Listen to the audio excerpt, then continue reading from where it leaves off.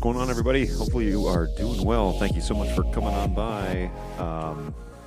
Man, it's been crazy busy.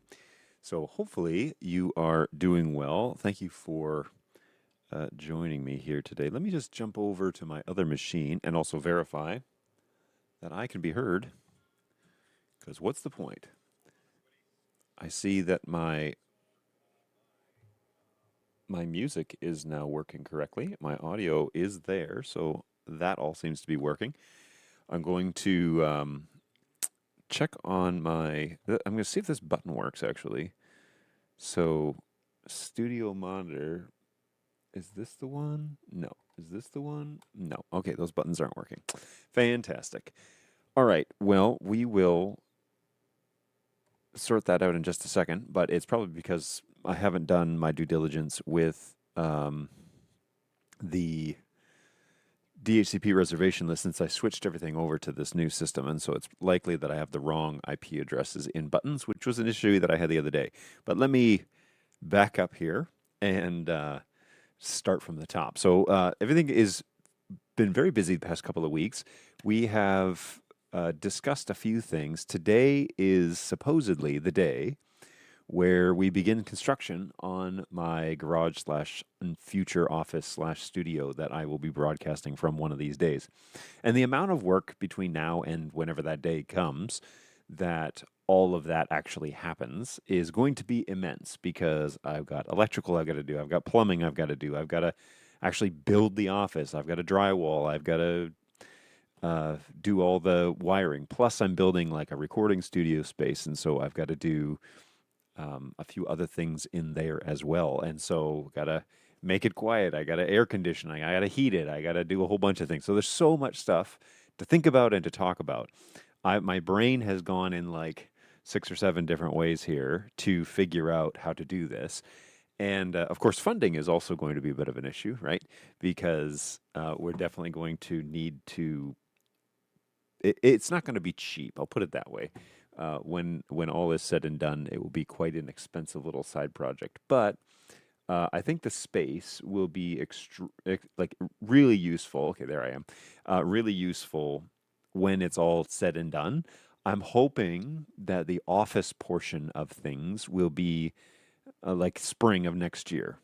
And so sometime between spring in Tennessee is basically late February until, I don't know, April when it starts turning 80, 90 degrees again.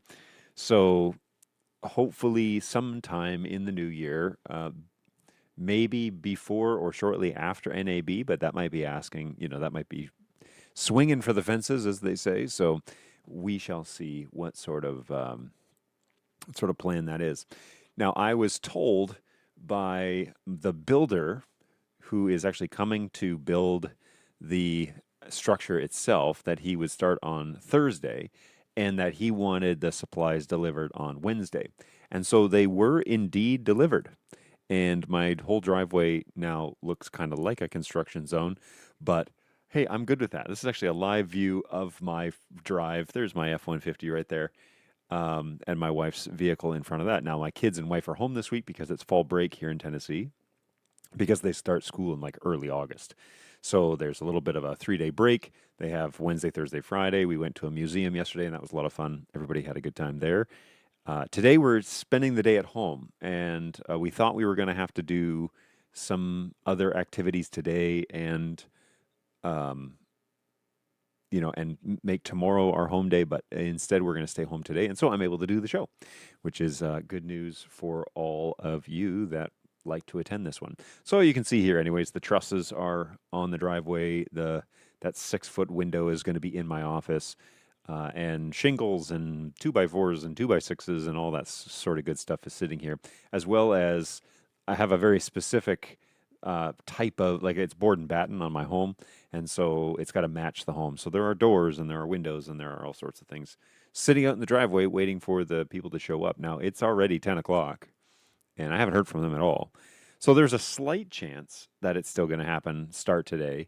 But, oh yeah, and all those dots, all that liquid on my driveway is, I think, hydraulic fuel because it wasn't there yesterday. And then we went to the museum and the guy delivered all this stuff. And then I showed up and there was all this like oil on the driveway. So I'm either going to have to power wash it or do something, but I'm just going to wait for construction to be done and then I'll do that. But anyways, this is my driveway and it is currently covered in stuff. So it's 10 o'clock. I haven't heard from them. Normally, construction guys start at like 7.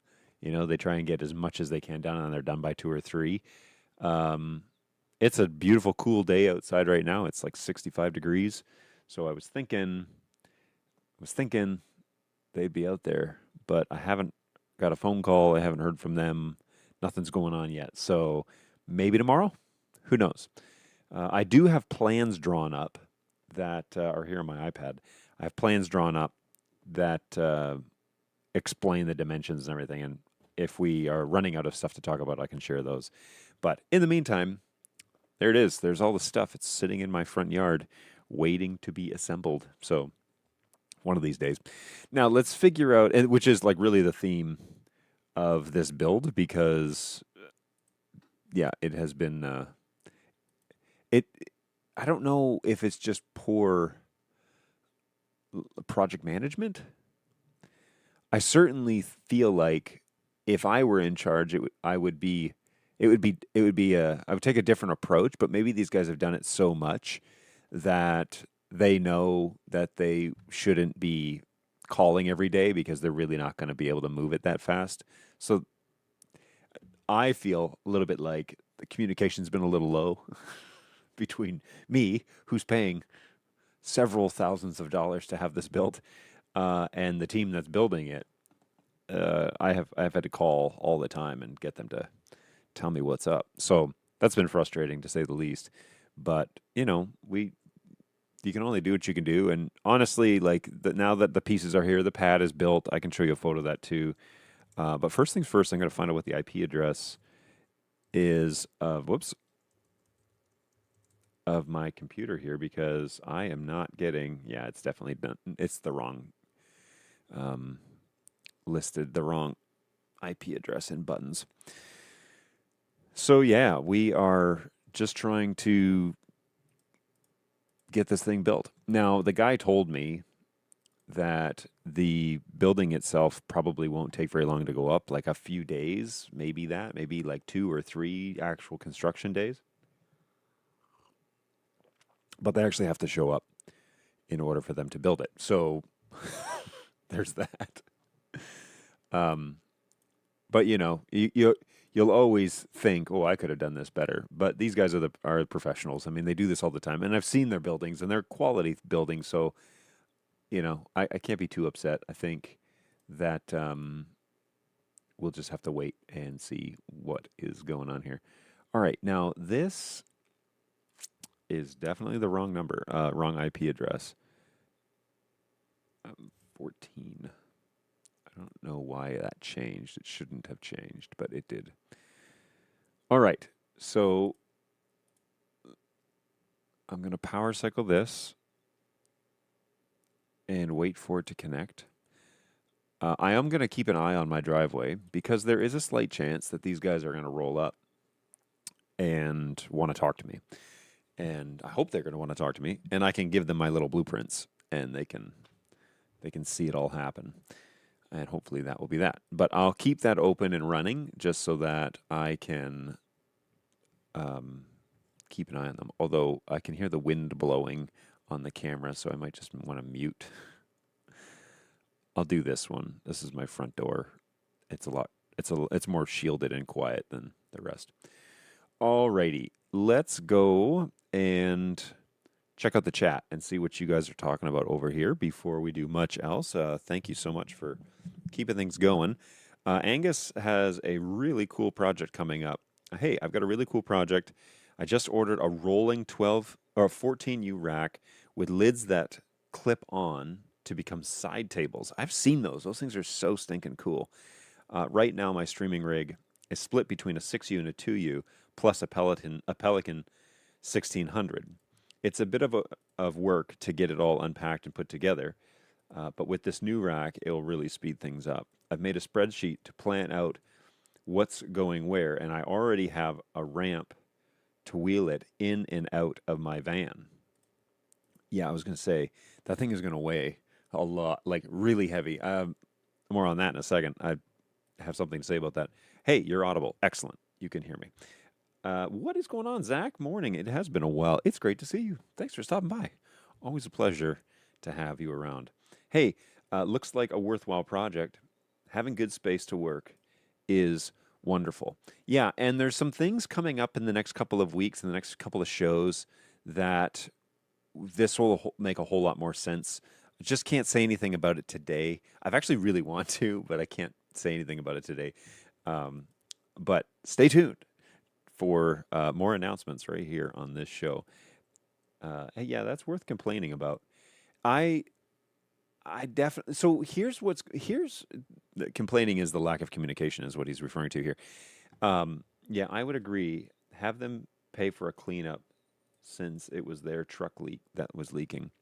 I might I might make one more call, but I kind of want them to start because it was their forklift that was on, and it's the liquid is everywhere. So we need to. I mean, I could power wash it. You know, get a. I have a power washer, so like I'm more interested in getting this thing built without any more hindrances. It's not been a nightmare. It's just been slow. Like I feel like they should have definitely communicated three times as much as they did. I was kind of expecting like daily or every other day updates, and it went weeks and weeks without hearing anything. And I would call, and they'd be like, "Oh yeah, it's on the list." Like when the trusses showed up, they showed up a week and a half ago. When the trusses showed up, I called them, and I was like, "All right, you guys said we were waiting on the trusses to get started, so are we getting started?" And they're like, "Oh, the trusses are there." I was like, "Hang on." Uh, yeah, they're here. They've been sitting here for a while, and so I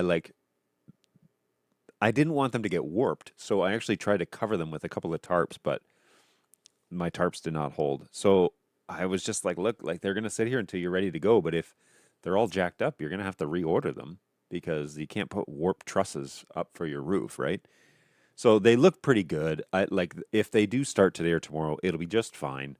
But um, yeah, if it goes much longer, hopefully it won't because all this stuff is now sitting out in the open. And today is a perfect day to do this. So today and tomorrow are going to be really nice. I'm hoping that they'll kind of get started.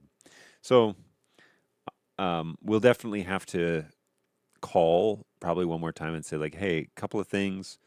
You guys got a lot of hydraulic fuel on my driveway. It's everywhere. Um, but also just a heads up, maybe for like future customers. I was really hoping for more communication on this project, and it just felt like I was calling you guys to get updates, not the other way around. Whereas, like, if you ask somebody to build something for you and you're paying them to do it, you kind of want them to chase it a bit, right? You kind of want them to be excited about it or to like make it happen. And that just was not the case this time around. So I realize that I'm probably a smaller project to them. This isn't a huge amount of money. It is for me. It's a second mortgage for me, but it's not a huge amount of money for them in terms of project. And it's a build that they actually already know how to do. Like they have all the parts lists and everything. I just picked it because it was like actually that's exactly what I want. And I gave them my dimensions and they made it that size. So look, I'm not upset. I'm not whatever. I just was like, I would love you guys to be as excited about this as I am because, and like call and be like, hey, I just want to call and say, I don't have an update, but, we're working to try and get you scheduled or something like that. Then I don't have to call and I don't feel like I'm waiting to hear. And even today, it's like, okay, guy said he would be here today. Well, it's maybe he's working on another project till noon and then he's headed over here. I don't know, but he hasn't communicated any of that to me. So, it's a bummer, but it is what it is, and we'll just look. I'm hoping it's going to go up in the next week. That's pretty much my plan. And if it goes up in the next week, then we can kind of get started on the next thing. So, hey, Angus, make sure that you use rack items for patch boxes. Oh, that's neat. Even a planner. That has saved me time and time again in racks moving audio gear and network. Hydraulic oil, not fuel. Correct. Hydraulic oil. You are correct. What is going on, Chad? Hey, I have a couple of 18U racks that are much the same, and the one with 3 times empty 3U drawers is 20 pounds heavier than the one that is chock full of equipment. Wow, that is that's crazy. So the Angus had said, I have a ramp already to get it up into my van. You're going to need it. I'm working with a guy right now at the team who ship their rig around the country, and we're doing some networking, like IP networking stuff and whatever for them. And he has 3 like pallet style cases that he ships, and he's like, "Yeah, I have to use a service that has a forklift because it's just way too heavy. I forget how many thousands of pounds it is, but he just said like he has them drop ship it basically anywhere in the continuous 48 in the United States, and he even has the forklift take it like right into the place where they want it. But he said he's had to work specifically with a shipper to get that sort of service, and it's not cheap. So he he pays several thousands of dollars to have it shipped every time he sends it out, which is crazy. But today's non-sponsor brought to you in part by the defunct Gander Mountain. Um, we live outdoors, right? Is that their slogan? We live out was their slogan. I actually worked for Gander Mountain back in the day. Back in 2009, I worked for Gander Mountain in Waterford, Michigan. They had an outlet store there by the now deleted Summit Place Mall, which was the premier mall back in the 70s and 80s, and then went delinquent and was demolished at some point. So, wild story there, but shouldn't surprise anyone that Waterford, Michigan couldn't support a full-on mall. But it was the happening place. If you just Google search Summit Place Mall in Waterford, Michigan, you will see pictures of their heyday and then pictures of their demise. They had a few anchor stores that were there for the whole time I was there working at Gander, and I worked there for a couple of years. That was my first job in the United States outside of working on campus when I was at school. I got my green card, I got my work permit, and then I started working for Gander Mountain, thanks to a friend who got me a job there. And I stayed there for a couple of years. It slowly circled the drain, and then I went on to write insurance for a year and a half, and we both that was out of Shelby Township, and then we mutually agreed that writing insurance was not for me, and so I parted ways there, and went on to be a bug control pesticide applicator, and ran a pest control business, like a division of a company, for a year and a half, which just meant I was the only guy doing pest controls, really. Um, and then out of there, I went on to work for Rochester College, now Rochester University, in Rochester, Michigan, Rochester Hills, Michigan. And that is where I became a network administrator. And then you guys know the story from there. So my first place of employment in the United States outside of working on campus when I was a student was at Gander Mountain. And that is actually where I got these mugs back there all those years ago. They're great. Normally, the stuff that came to the outlet center had like typos on it. Now, this does not. This is just a mug set. Uh, has a nice like 12-point deer on it, and yeah, it's a good little mug. So I still have a set of these, and they're in my daily rotation. And these will also go out to the new office when that gets built. That office space should have a little kitchenette in it one day, where coffee will be made daily. So all about that. I'm gonna probably end up just getting a drip coffee machine because I drink so much coffee that I might as well. But there you go, there you go. All right, let's keep going here. Hey, I bought a foldable 7-foot wheelchair ramp to get things into our truck and rental vans that holds up to 800 pounds. Yeah, my current setup is strapped to a rock and roll R6 cart, which is pretty easy to wheel around. I also installed a winch in my van, so when I work solo, I don't hurt my back loading up. I mean, priority number one is you shouldn't be doing work that's going to injure you because that doesn't make any sense. That is that's a one way street to problems, and so don't do that. But definitely spare your body in.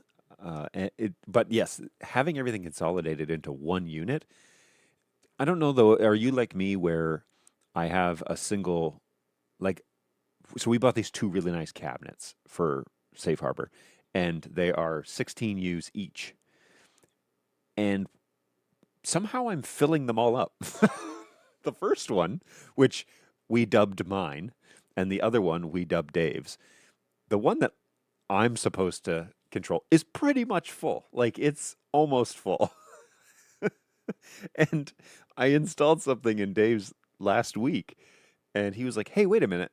Now you're starting to put things in mine." And I was like, "Yeah, I ran out of space in mine, so I have to start using." And it's a joke. I mean, it's for the same system. It's just where stands and where I stand, usually on Sundays, is in front of those cabinets. And so there's mine and his, but mine's full, and it's got tons of black magic stuff. It's got our constellations in there, and the ATEM Extreme ISO is in there, and switch. There are two M4250 switches in there, and there is the streaming bridge is in there, and on and on and on. So it is full of stuff. And yeah, are you like me where you buy something and you're like, oh man, I got all this rack space, and then 6 months later you're like, well, I'm kind of running out of rack space. Same thing happening here in this office, by the way. So I have a rack that came here by way of Bird Dog. Um, and then I have an additional rack that I had bought from my office ages ago when I was originally doing my Bird Dog show in my Clarkston home, my support office in Clarkston. And so I bought I don't know how many, it's like a 12U rack, but it's an open rack stand. Well, now it sits on top of an enclosed rack that I have. That's like a half rack it has like a nice glass door on it and everything. Um, and I thought, all right, well, I have these two racks, that'll be plenty. And now it's slowly filling up. So I've got power distribution, sequencer, I've got power strip, and then I've got the legendary DBX 286S power amp for the uh, digital processor for this microphone. Then I have the UMC 1820, and then I have the Behringer X32 core. Then I have the Blackmagic Cloud Dock 2, which is sitting on top of the X32. And then on top of that, I have a router for my NDI Wi-Fi network. It's so funny that if you build it, you will fill it up. So that's how that works, apparently. That is smart. I'm assuming you're talking about the winch in Angus's car. Hey, Rack Gear has a habit of multiplying. Everything I do is portable, so my gear is just full of Gator racks. It's true. Oh yeah, I have it. I do have a 2 or 3U Gator rack that is not being used. That's on top of this stack of network things. I'm kind of tempted to, you know what I'm about to say next. When I move, I'm kind of tempted to get a single rack, right? And all right, let's pull up the interwebs and have a little look see. What do we got here? Sorry, I've got lots of windows open. All right, let's have a little looky-loo here at options for rack space in my new office. I basically need a full rack at this point because that's what this is. But then what do I do with these beautiful racks? Because I don't really want to get rid of them. I want to keep them around. But anyways, full network rack with doors. It doesn't need to be in my. Oh yeah, and then there's a network rack um, down in my living room that houses all of my technology, and that's like permanent now. I haven't even like moved it or decided what I'm going to do. It's just permanently there. Um, and that one came out of my house. Well, I had a theater in the basement, a theater. I had um, equipment in my basement that I called the theater, and I installed that little rack like up in the ceiling in the utility room, and it worked really well for housing all that equipment. And I ran everything through the drop ceiling. Um, the issue with it though was it filled up. It was packed full and mounted to the wall, and so it was so tight in there. And even now, it's it needs to be bigger because there's an amp in there and whatever. What's really neat about that is it has fans on it, and they kick on because I have a Z-Wave house. I have a temperature sensor in there, and they kick on when that box gets too warm. And so it's all automated where it monitors its own temperature. And usually it's the amplifier for the speakers that heats up really warm. And then, it's a box. So it's keeping all that heat in. So you can turn those fans on and it sucks the air in. It's also on a set of casters. And so there's airflow underneath. So that cool air comes in from the bottom and pushes out the top exhaust. The only thing I might change about that is the fans are noisy. And so I might get like Noctua fans or something and replace them. That would make that great. I mean, it would, quiet fans that have higher pressure to move the air. That'd be ideal. I have well more than two racks, network, video, audio, wireless stage boxes. I have to make diagrams to Tetris them all into the U-Hauls. Find a small church in your area and give your old tech. There are many tiny churches who would be really grateful. What a good idea that is. Yeah, that's a great idea, man. Um, See, I love you guys. You're so good at this stuff. Oh, and it's tax deductible. It it would be. It's true. I feel kind of tempted to build a second rolling rack just for audio. Not a bad idea, Angus. We built our stuff over at the soundstage to be removable, mostly because at the time the soundstage was actually for sale. The homeowner was trying to sell the house. Now, he's not doing that anymore, but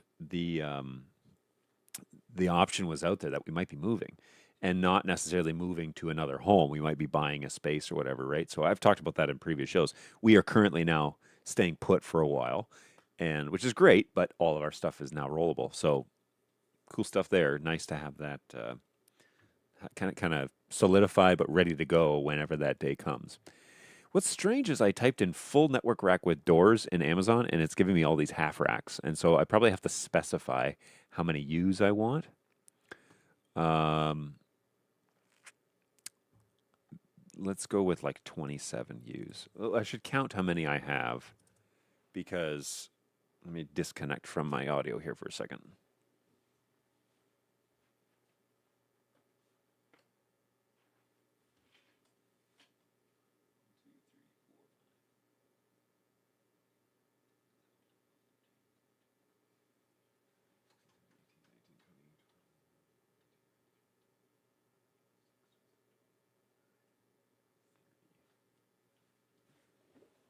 Okay.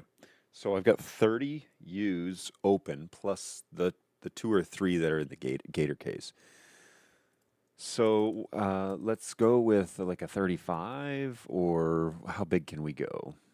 I don't know if 35 is a number, like a commonly used number. Maybe 30U. It'd be so cool to have a network rack that's just one unit up against the wall. Everything runs right there. Um, Nice and tidy, organized. 42. Oh my goodness. Oh, you could wall mount something. I don't know if I want to wall mount something. And I've had some like epiphanies, by the way. about this studio that I'm building, and I want to share those with you guys and see what you think. Um, I have had some lovely conversations with our friend Eamon Drew, former Bird Dog owner, and he is currently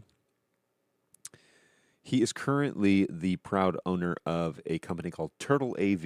Let me give him a little shout out here because turtleav.com is where you can find Eamon's new company. Kind of looks like Eamon's marketing, but it's good stuff. I am so pumped for him. Him and a guy named Pavel. Um, he, those two guys worked at Bird Dog.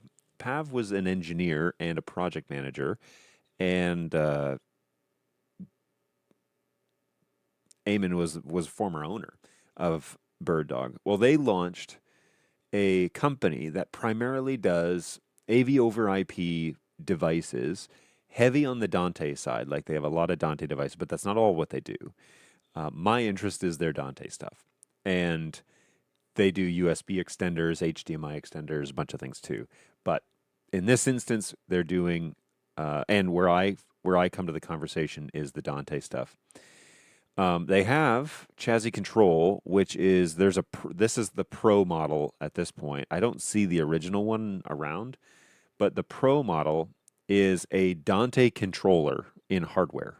Okay, so instead of having it installed on a computer, you would have this installed inside the rack, and then it's connected to the network, and you can access it via web UI and do your Dante control. But it basically just functions as your Dante controller. But then it also has a bunch of stuff like Dante presets, media players, groups, third-party control, scheduling. It still has dual network ports, which a lot of Dante products do. But check that out. It's basically Dante controller built into hardware. And I like this because you can get it on your Dante network and then just use web UI to access it. Um, I want to look at the back here. Yeah. So you have, where's a photo, Eamon? I need a bigger picture. I just want to look at, is it specs maybe? Which one are we going for? Oh, that's cool. Um, not that one. I want control, this. So this is the smaller one that's like a desktop unit, and then they have a full U unit. That's the Pro. You have your. This doesn't look right either, though, because this says video. Anyways, I suspect that you have your control network and your Dante network, right? But on Dante devices, you also have a switchable port. So, meaning that typically you could have two Dante ports, and you could daisy chain Dante devices together as a secondary port that like passes data through it like a switch. So you can set it as a redundancy port or you can set it as a switch. Now, redundant expects you to have two Dante networks with separate subnets, not two connections to the same subnet. Okay, so redundancy meaning I had two cores, two Dante networks, and then everything's going out one and out the other. And if one fails, the other one just automatically takes over. It's a great idea. But if you see a Dante device that has Dante port and then one that says secondary, usually that's an assignable port that you can say make it switchable, meaning that it's a pass-through port, or you can make it redundant and it's expecting its own network. It does not mean that you can plug that port into the same IP of the first one. It doesn't work that way. I've tried. So, just FYI, if you see that and you don't know about Dante, which most of you guys do, that's how that works. But what I love is having Dante controller in hardware. I'm a hardware believer. I believe that like nothing really should run full-time software unless it is your, vMix backbone or something like that. But like if you can make it hardware, if you can install it in a rack, if it just runs, that's what I want. I just want it to do its job. Buy the thing to do the thing to do the thing you want it to do. That's where this Chassis Control Pro comes in. But the Dante controller is really like the first thing that it does, and so um, yeah, it has a whole bunch. It has a whole bunch of potential. Hey, yeah, Turtle Dante stuff looks great. It sounds like the Audinate's Dante Director website. You just use Dante controller and attach them to the account, and then you can manage them from anywhere over the cloud. Agreed. It does look like that. Like I said, I love the idea of just having hardware. Here's something that you can do is you can load media files onto this device and play them like a NAS, which is so stinking cool because that really helps when you are sending, like say you're doing um, so this is Dante over AV, right? So AVA. Sorry, Dante video. You can load, like if you're doing commercials or maybe you're doing something inside like of a conference room or a yeah conference room, lecture hall, anything like maybe it's like a theater, something like that. And you got TVs. You can put Dante receivers on the backs of all those TVs, and then you can use this over multicast and send out the same commercial to all the TVs, making signage and everything really easy. You can just do it with a Dante AVA. So that's pretty cool. I wish that NDI would have a device like this. that would just that would be, for example, your discovery server and your it could be a NAS that could play NDI sources and so on and so on and so on. But alas, I digress. So, yeah, controller and hardware, pretty cool stuff. I really want to try and get my hands on one of these things because that would be the bee's knees. The other thing, though, that I really am contemplating with some of this is turning my recording studio space into a Dante space. Okay, because now that I have now, oh, something I should mention about Chassis Control Pro is that this is not a DSP. Okay, and you need a DSP on your Dante network in order for it to like actually be a true Dante network, um, and for it to communicate with each other. So you do need a DSP. It cannot. It's not this. I need to ask Eamon why not. Why isn't this functioning as a DSP for your network? But there are other options to make that happen. In particular, one of his products, which is this. Well, anyway, this product here is the Minola 4x4 Dante Audio Bridge, and it gives you 4 ins and 4 outs. All right. Now, that is stinking awesome. Here is that primary secondary port that I was talking about. Can I get up close to the picture? Man, maybe it's under downloads. There's nothing there. Documents? Uh-oh. All right. Well, anyway, maybe we can open this image in a new tab and then we can zoom in. Hey, there we go. That works. So this is primary and this is secondary. So that's that port that you can set either as a switched port or as a redundant network port. But in the grand scheme of setting this up, first, how most of us are going to have our networks, you got one port. Now, what's really cool about this is that it's PoE. Which I think is so genius that they have figured out how to run this thing. I assume PoE plus, right? 30 watts. But it is a PoE device. And so you just run out of your 4250 into this port and it powers on. And you have then 4 ins and 4 outs. Like, yeah, this is the jam right here. Because I would add this into my main rack here, like by my X32, which would then I'd be able to run XLR to monitors and speakers and whatever. And I could also run then 4 inputs from my rack into this device, into the Dante network. But then you could do something like the 2x2 or another 4x4, I guess.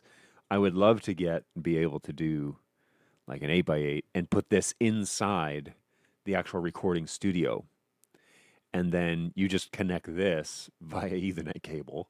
And now you've got all these ports for your artists to plug into, right? So you're doing, microphones and you're doing drum kits or you're doing guitars or you're doing whatever. They plug into here. There is an actual DC port on this, by the way. if you wanted to power it instead of. But just get an open rack, put this in there, and then even just a wall mount rack and put this in there, and then here's your patch. Or you run it to a patch, and then you just say, look, plug in here to these ports, and then everything comes back Dante, and you don't have to deal with all that XLR. It's literally right, like these are your ports that you're going to use. So I'm pretty stinking excited about this. These are relative in the grand scheme of patch panels and everything. These are actually relatively, reasonable. I have yet to try any of them, so I can't say like it is what it says it is. But I had a very interesting and extensive conversation with Eamon, and Eamon's a great dude. So first and foremost, he he's excited about his new company, and the the difference with this company than when he was with Bird Dog is I think his philosophy of going to launch. He um, he's not interested in he's not interested in hyping up something that might be. He's interested in making sure that it is what it says it is when he launches it. And I think that as he takes on a new company, he gets to make that decision. What I love about this is I'm a firm believer Pav is probably the right guy and will insist on it being correct before it goes to market. Like I'm very hopeful about that team because um, I think it gets frustrating when you're the guy on the hook for the success of a product in a company. You're the guy on the hook, like you're a product manager, and you keep launching things that aren't quite ready. That comes back to you. It comes back to you not only on the from the customer side of things, but it comes back to you internally as well. And that's an incredibly heavy burden to carry. So if you're a partial owner of a product of a company like Pav is, and you are on the hook for making the product do the thing it says it will do, and your stance is we're not going live until it's ready. Yeah, if you can hold to that, and I think Pav is the right guy for this, then you're going to do well because your reputation will build on the successes. They're going to be small successes, right? But if you do that over the course of 4 or 5 years, man, it's going to propel your reputation as when I say a product is something, it is. And so I'm really excited about them for moving in this direction because I think that that's going to be um, it's going to be a big win for them if that's the way that it works. So pretty excited to see that. Also, it has a a QSC QSys feature as well. Yes, it does. So the API, here's the thing about Pav is he was like one of the leaders of the API stuff. Not leaders. He was one of the champions of the API stuff back in the Bird Dog days when we all worked there. And so he will have it integrated into automation and all of that. It's pretty on the face of things, but the real power of many of these devices is going to be the integration on the API side. So as that becomes more widely adopted, and as um, you know people start getting used to that, that will be fun to kind of watch unfold. So here is that whole lineup. Now I know that some of these products have been announced, but they're not out yet because they're waiting on firmware updates to be finished. But Turtle is a very young company, and so they had to announce something like that. This is what we're doing, and here's what you can expect. But going forward, I think Eamon's stance and Pav's, I could confidently say, is that they don't want to say anything that isn't real. Like they don't want to sell vaporware. So good for them. I think that that's the right move in this industry, and all should be emulating that idea. Bird Dog still needs to learn not to showcase products. Pod was physically at NAB and it's still not available. That is a great example of kind of what we're talking about is I even asked about Pod when I was there. It was at NAB. Hey, and it was great to see you there, Sean, by the way. We did run into each other. Uh, uh, that was an unexpected encounter, and yeah, it was really good to see you. Um, yeah, Pod is a great example of something that Bird Dog created and fully expected to be ready to go, and kept running into issues. Well, they made the fatal error of talking about it because they thought they were like 6 weeks away. Um, and honestly, it is a fatal error. Like it's a fatal error to talk about things that are not real. Which is, by the way, remember early in the show I said I have things that I really want to talk about, but I can't just yet, and I hope to be able to talk about them next week, but I can't. That's me doing this discipline. I hope that you'll come back and find out what those announcements are. They're like right here. I could say what it is.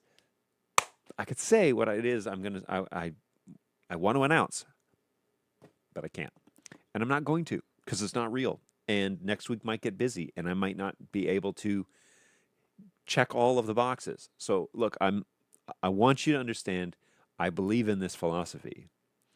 I recently watched, it was a podcast about something, and they said there are like three dynamic elements about leadership that are, and I forget if it was like Winston Churchill or something like that. Let me look it up. Um,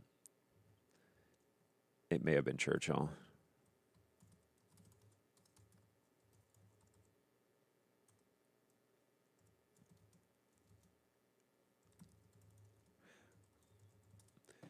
Um,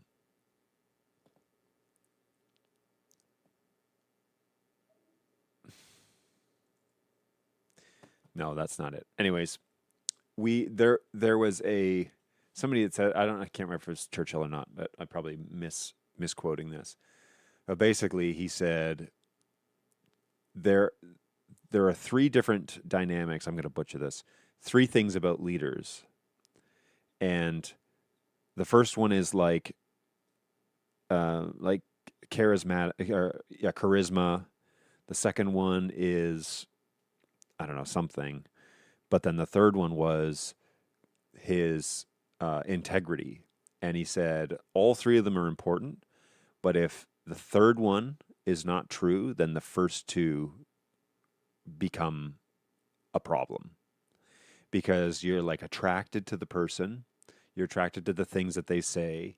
They sound truthful. They sound like, yeah, I can trust this person's opinion.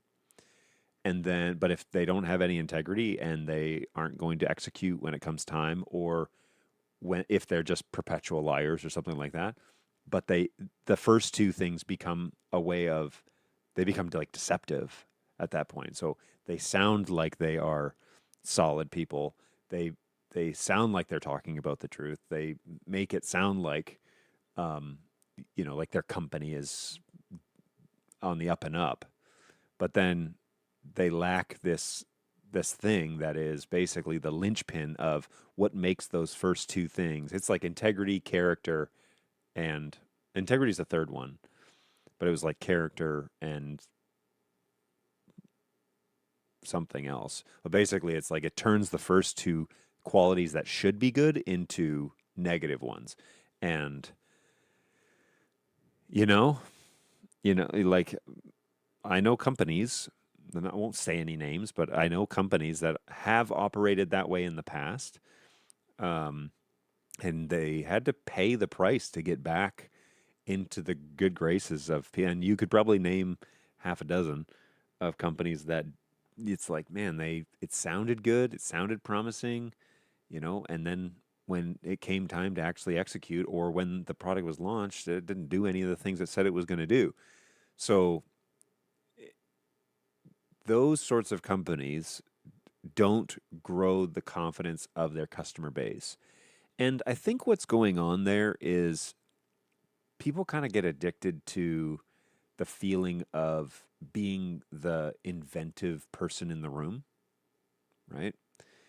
And they like that kind of feeling that people admire them for being risk takers or creating something that hasn't been created before, or your product's better than anybody else's. And so they kind of get this dopamine hit and it becomes addictive.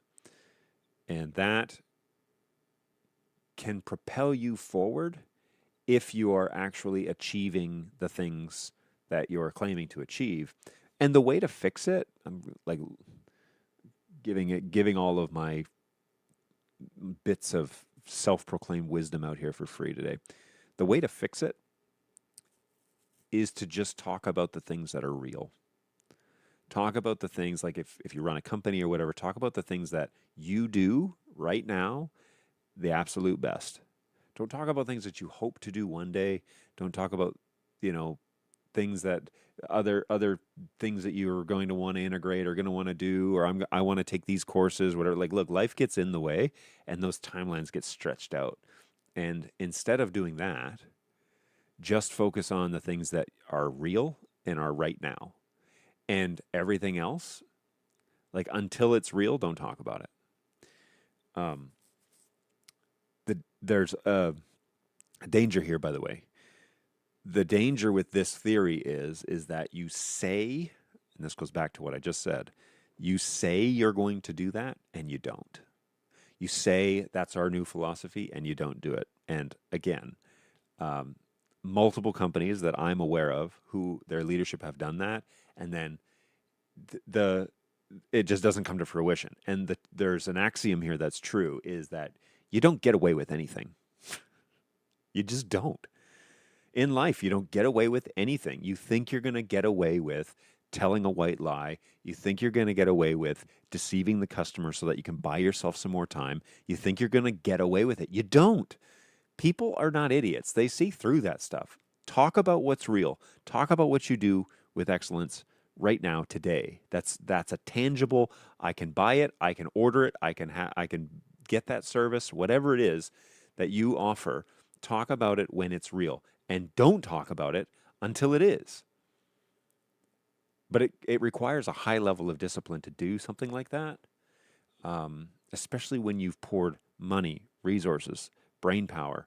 You've convinced your team that this is the way that you want to run the business. You've convinced people that this next product, you've convinced your internal team that this next product is going to be the bee's knees. Well, I get it. But when you're standing in front of a group of people and they say, what else you got coming? That moment to say, I've got more stuff coming, but I'm not talking about it yet. That phrase apparently is incredibly difficult to say, because that feeling of I'm gonna let you in on a little secret, bringing people on the inside, pull the curtain back a little bit. I'm gonna let you in on this. It's like, nah, don't do it. Don't do it, because it's not going to do what you think it's going to do. Angus, hey, I have to run. Have a great day, everyone. Angus, always a pleasure, man. Take care of yourself. Thank you for stopping by. Good luck on your new construction project there. Take some pictures and send it over. I'll show it on the stream. Hey, that's a great philosophy. Talking about plans is something that you can do with friends and coworkers, people who can help you achieve your goals. People you want to sell your skills to, yeah, only keep that in current reality. There it is. It was far better concisely said than I did for like 10-minute rant. Yeah, just keep it based in reality. And it's like, well, then people aren't going to be as interested. Here's the dichotomy between the two outcomes. Okay, 9 times out of 10, this is how it's going to be. You're going to announce a product, right? And they're going to be hyped about it. It's like, oh man, this thing is going to be so cool. And then 6 weeks, launch in 6 weeks is going to go by. And I'm going to cool off to this idea of, they said it's going to do all these things. And then when I'm cool about the idea, on 6 weeks, it launches on time. Everything's there. Everything's cool. Like all the features I said was going to be there, launches. And by the way, that rarely happens. On the day of 6 weeks. I'm kind of neutral about it now. I've had 6 weeks to cool off. I'm not really interested in, I'm not hyped up like I was when I saw it on the show floor. So, or, heaven forbid, it doesn't launch in 6 weeks. Or it does launch, but it doesn't have all the features that you said it would. Or both of those things. It doesn't launch and it's not going to have all those features that you said it would. That's not quite as cool. Now it's kind of a negative. My excitement for it is going to be neutral or negative when I promise and actually achieve that launch in the future. The only way around this that I can see, and I've spent countless hours thinking about this, the only way around this is launch when it's ready. Have it at your distributor or in your warehouse, ready to ship out. And then I walk up on the show floor and I see all these features and I see them working and I hear you say, and you can go over to our distributor today and place an order. Because they're at they like if you're staying at the show for 4 days, you could order it from them and it would be arriving when you come back home from the show. That is like, you got me hyped. I'm all excited about it and I'm going to have new toys when I get home. Let's go. Like positive experience, especially if everything's working as you advertise. But there's that level of you've got to be able to hold off, which means that if you have products coming at a show, you don't talk about those things. You don't tell anybody about them. You make it a fireable offense if somebody does say something, including heads of companies, heads of departments, executives. We don't talk about products that are not ready. It's a hard rule because you have to the customers have to get used to you saying things and them being real instead of you saying things and saying, well, sometimes they're real, sometimes they're not. People shouldn't have these high expectations. It's like they do have these expectations. They expect that when they buy a product, it's going to work. It's going to do the things you said it was going to do. So, high horse, I'm done tongue-in-cheeking this whole thing, but I think that's the only way out. And I think that otherwise you're circling the drain. You have to have a course correction in order to survive. I don't think there's any way else out of it. That means the only way to launch is not at a trade show, because artificial deadlines always lead to ruin. I agree. Is that trade shows are that arbitrary deadline that it's either that or like here's the reality about the trade show deadline. There's another trade show coming. Right? Like NAB is every year. NAB New York is every year. And they're 6 months apart.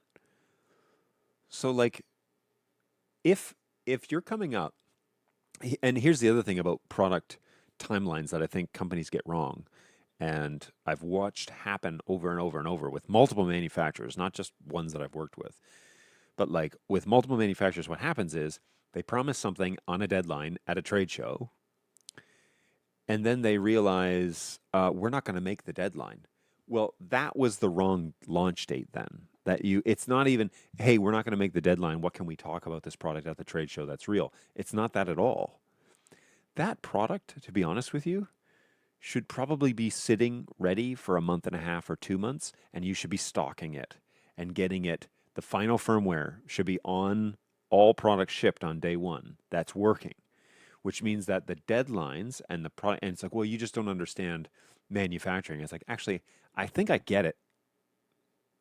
I think what is not understood about this is that the customer's expectations is when I buy a product, it should work.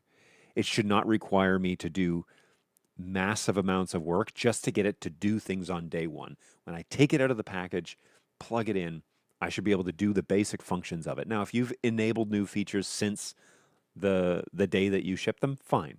But I get to decide whether or not I want to do those updates. I shouldn't have to do a firmware update on day one to get it to do the basic functions of which it does, which means that the philosophy of going to market is probably wrong. You should be looking to have these products stockpiled at your distributor, ready to go with the appropriate firmware, meaning that if you're planning on launching something at NAB 2026, that product should be done in February. done and shipping to the distributors in early February. They should be sitting cold for a month and a half. And it's like, well, that's just revenue sitting there doing nothing. It's like, well, then you guarantee a successful launch. Then you get to announce it. And this is all real. This is a real thing that we're talking about. We're not working on it. It's done. You can go and buy it today. And then you sell. You sell the products like crazy because it's rock solid. It's ready to go. We've been sitting on this for a month and a half. There's no other questions about, is the firmware ready? Is there a firmware update coming? What's not done? What's not finished? Your deadline needs to be realistic to what the actual product is. And if you're biting off these incredibly complicated products, you need to set realistic deadlines. Meaning that if we're going to try and invent a little device that reads NDI sources and converts them to USB, the reality is that product, if we don't know how to do it, that product is 2 to 3 years out. It's not 6 months. It's not next NAB. And it certainly should not, the prototype should not show up on any sort of show floor. Like, that should be a red flag that something's not right. Whoever's going to launch, whoever's in charge of that strategy does not understand how that works. And if the buck stops at the top, then that's what that means. That revenue's sitting there just doing nothing while reputation is sitting there doing some really heavy lifting. Well, the reality is that I would rather have revenue sitting there doing nothing for 2 months than doing reputation repair for 2 years. You know, like, honestly, the trade-off cannot be understated or overstated more than you damaging your reputation. And I know that's not what you're advocating for here, Chad, where I'm not arguing with you. I'm sending this out into the interwebs. The damage that you do to your reputation by promising things that are not real, deadlines, features, products themselves, okay? The damage you do to your reputation, I don't think you can truly appreciate or calculate what it is, because people go elsewhere. They find another product that does the things they want it to do, and they settle for, I'm not going back there. I cannot tell you how many people I have talked to, especially on the outside now, who have said, yeah, I just kind of lost interest. And I found other things that work just as well. And they're basic products. They're not feature rich. They don't have flashy colors or words or names or paint jobs or whatever. But they sit in my network rack and they do the job I need them to do. That's the sort of stuff that you build your reputation on. Stuff that went to market that was ready to work. And I honestly think you have to have a base of products that do one thing and do that thing the best it can do, the best in the biz. You do that first. You build those products and you keep those products and you support those products long term, 10 years, And so when people think, I need an NDI encoder, which do I go to? First thing everyone tells them is, oh, buy that one because it just works. You just turn it on. It just works. I won't drop any names, but I use NDI encoders in my fleet. And they're not the brand you might think they are. I'll put it that way. They do just work. And that's something. Keeping things under wraps opens up a whole avenue of making certain select groups, the beta testers, feel special with early access. That's why companies like Unify and most video games use early access models. Yeah, we talked about that a few years ago, and we tried to implement it. Again, the problem was people kept talking. Sales was kind of like given, not sales fault. They were given lateral movement to talk about, oh, well, hang on. We might have something coming that will fix that, fill that void. That temptation to tell people that you might have something, because then they're like, well, when will that come? Like in the next 3 months? Because that's when we want to go live. Well, let me see what I can do. That is poison. That mentality is poisonous to your company. It will kill you. it will burn millions of dollars in revenue. So there you go. So I'm just a guy drawing from my experience, speaking openly about philosophy of how products should go to market. Hopefully, those who will are wise will heed my warnings. And again, I'm pretty much a nobody at this point, so it's not worth very much. Not worth very much. Well, still no word from our builder friends who were supposed to be here this morning. It is now approaching, oh, we are past 11 o'clock. I will look and see if anybody is planning to come out here today. Jason. Um, hmm. Well, I will give this guy a call after the show and find out where he is. So, let me just wrap up real quick. This show kind of got away from me. I wasn't really planning on going very long, but as always, I get on some soapbox and then I end up filling up the whole hour. I'm planning on what on earth is that? Is that like a cobweb or something? Oh no, it's a truck. Okay, sorry. One thing that I really am looking forward to because I am going to run dual fiber out to the production studio, my office, to connect in with the system here at the house. One thing is I can do hardwired cameras, and so that camera that we were looking at earlier today, which is this one, this camera is actually over Wi-Fi. And the picture's okay, it's not too bad, but I would much rather prefer a PoE camera and one that's on all the time, much like my front porch camera, which is an actual, um, this is the power is hardline to it. It's actually still over Wi-Fi, but it's powered. And so when I watch this camera, like on a security grid, it never turns off. Whereas the other ones do. These ones turn off, see, they pause to save battery, is what it says. Now they're on solar panels, but I would actually prefer PoE cameras. And so I'm actually going to mount one on the front of the garage and on the side, mount one on the front of the garage, and that will be PoE. And then it'll be full time. And I'm going to do this one here, one inside the recording booth, one inside the one on the side of the garage that will go towards my office door. Like it'll be an external door, so that I'll be able to see the garage front and the whole driveway. I'll be able to see down the side people walking towards my office, and then I'll also be able to see inside my recording booth, all within the Reolink camera space. And so, kind of excited about that. I think that that will be an easy solution. I was going to do NDI, but it's like, what's the point? I got to buy a specific camera for it and everything.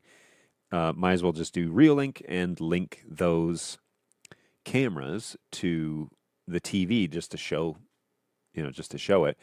The question is, which ones do we go with? What Reolink cameras does anybody use? I know there's a couple of you guys in the chat that have sometimes used Reolink cameras. And so if I go here to Reolink PoE camera, there's a whole bunch that they're not cheap, but they look like they're fairly high quality, and they just need to be, I mean, they don't need to be huge 4K sensors or anything. They could just be simple cameras as long as they plug in. If they're hardline, then they'll be fast enough, right? But I could get even like a whole set for a couple $100, and that would probably make, would be enough. The one that I actually want, I'm not showing you guys this yet, but so the recording room is going to be most like flat black, maybe a flat, not a glossy black, that's for sure. But something like this, you know, which is $50, $55. So if you could get like a 4 pack of them or something, let's head on over to the Real Link store. Um, not, yeah, I want a PoE camera, please. Also, kind of tempted to do something like this at the corner of the shop, and then I only need one camera, right? I have these older style bullet cameras, and I do not like them. They don't work very well. But you know, these guys, these little dome cameras are pretty sweet, and this little thing that's 180 degrees would be perfect for the driveway camera and that side. The you know, if it could be angled correctly. Because I don't necessarily want to install two cameras at the corner, but might be worth checking out. Um, this little like 4 pack here, that'd be all right. I wouldn't mind just four. They're all white though, so what do you do? Do you spray paint them? You know, I would prefer them to be all black, and there may be a place where I could actually just order 4 black ones. I don't really need a DVR. They'll all have onboard recording, right? So, um, but 5 megapixels over PoE, I think that would be enough. I have a gripe with Reolink that their detection really sucks, but you know, as full-time recording, um, there you go, 256 SD card. That's all I need. I just need to access the playback. But if they were hardlined, then I feel like they'd be more more responsive. The this guy 8 megs, but it's 4 megs each. You know, which equals 8 megs, which is kind of a stupid marketing thing they do. Um, but see how this range? That's kind of nice.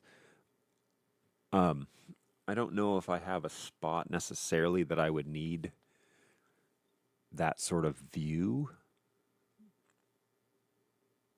Not at the place where not where the garage is being built. So, yeah. Anyway, it's fun to think about, fun to figure out. And these things are so stinking cool. I don't know why this motorized lens is only $30 more than the previous one, other than, and it's a 4K lens. So like, what's the deal with that? Auto tracking camera, be kind of cool. Um, this thing looks like such a beast of a camera, and I'm not really too sure why. Why is this so humongous? I feel like this isn't subtle enough. I don't necessarily want it to be that obtrusive. This is very subtle, right? Like this little guy just tucked away, and so one of these and maybe then two of these little single. Oh, that's a 4K lens.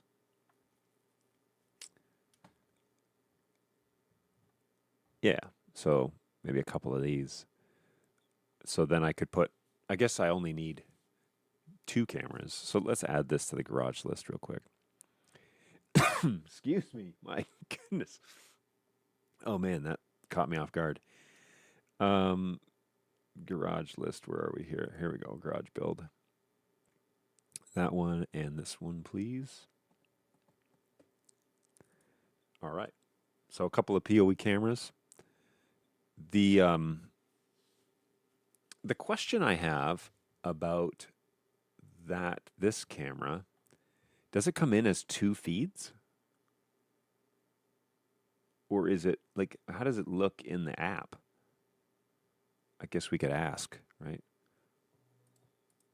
POV, how to mount the camera. No, I know that. I want to see huge. Okay, so it stitches it together. But I mean, it's a great picture. Burnt. That looks so silly. Setup two-way audio. I think the audio would be faster too if. Where is this guy?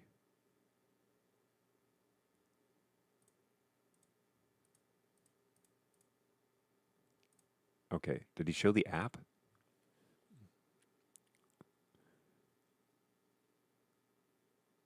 Okay, that's cool. Wow, it does show the whole picture stitched together. Hmm, I don't know about that. It's going to make it really small in the app. Maybe it would be better to buy two cameras and just put them on different ends of the house. I think that's what, or of the building. I think that's what I'll do. Most of the cameras will stitch them together and then do some sort of de-warping thing to make it look right. So yeah, and I think though, yeah, I don't now that I've thought it through, like how it would integrate, I would much rather have one 4K sensor, one facing forward. What's the field of view on this? Any like reviews or anything? Scroll down. Here we go. Yeah, so this is a standard view from like what they normally look like, but this is kind of what I'm thinking is I would rather have them hardlined and then be able to look at them on a grid, which is what the RealLink app, this program does, is you can tell it like, hey, I want to, I want to view my cameras this way. I just want them to be full time. Like I don't want them to stop recording, and the Wi-Fi ones do, and they're terrible with detecting motion and stuff. So I would rather that. All right. Um, so there's that. I'm thinking about then doing just Dante through the recording studio, which would make life a whole lot easier in terms of you just run a patch cable and wall mount that or something, a couple of Ethernet jacks, and then you have that little freight case. And when you want to record multiple channels, put the freight case on the floor, plug it in with those Manola, and now you have 4 or 8 inputs, and they're all Dante, and they link up to your controller, and off you go. And the Manola ones can act as a DSP. So when, yeah, I'm totally gonna just Dante the crap out of the thing. Um, oh, it's gonna be so cool. I can't wait. Now, where am I gonna find all this magic money? I don't know. I'm not sure about that yet. So we shall go down that road when well, we got to build the thing first. Let's build the thing first. Let me find out what's going on with that. Join me next week as I hopefully can show you a mostly completed or completed garage. And if it gets done, then I will do a video tour, and then I'll show that on the show next week. I say that all now, but don't promise things you can't keep. Remember? But anyways, thank you everybody. I do need to jet. My wife and kids are home today, so let's just keep this concise. But I always appreciate you guys hanging out with me, and it is always a blast when you guys come along. So yeah, have a great end of the week. Welcome to Thursday. We're almost there. We've almost made it. And let me know what you're thinking, what you're doing, what projects you're working on. Join me in the next week or two. I'm hoping to have an announcement, but I can't say anything else about that until it's real. So start there, and we will see you guys all in the next show. Same time, same place, right here next week, Thursday, 10 o'clock Central, and we will hang out together. Have a great week. Take care of yourselves, and we'll see you in the next one. Bye, guys.